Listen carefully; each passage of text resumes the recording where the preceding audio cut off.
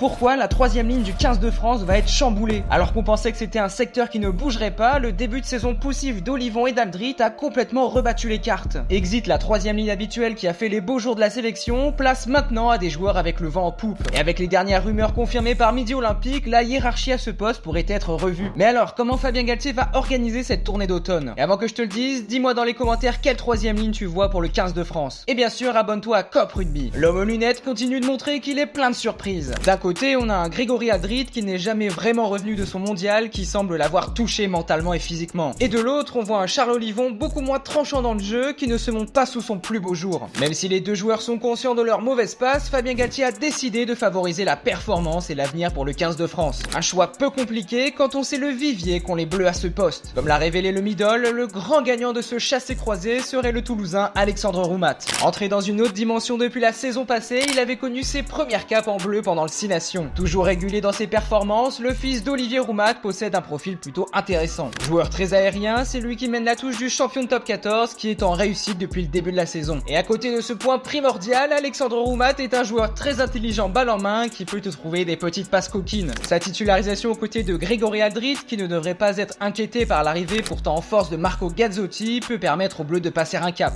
L'absence de Cameron Wauquiez peut aussi obliger le sélectionneur français à titulariser le Toulousain pour assurer le secteur de la touche. Si la troisième ligne devrait être composée de Cross, Aldrit, Roumat, quid de Gelon et de Boudéan? L'ancien joueur de Castres fait lui aussi son grand retour avec le maillot des Bleus. Malgré son maigre temps de jeu depuis son retour de blessure, le sélectionneur français a décidé de compter sur son mercenaire. Et quand on voit ses performances face à Toulon ce week-end, on sent qu'il voulait envoyer un message fort à Marcoussis. Des performances qui peuvent lui permettre d'occuper une place sur un banc qui se profile vers un 6-2. Malgré tout, il va devoir mener un combat face à Boudéan qui revient avec une forme exceptionnelle. Un autre problème que va devoir régler Galtier pendant les prochains jours. Ce qui est sûr, c'est que les Bleus vont ouvrir la porte à du nouveau. Un reproche qu'on faisait trop souvent à Fabien Galtier. Et toi, quelle troisième ligne aimerais-tu voir face au Japon? Dis-le moi dans les commentaires et si tu as kiffé, n'hésite pas à t'abonner à Cop Rugby.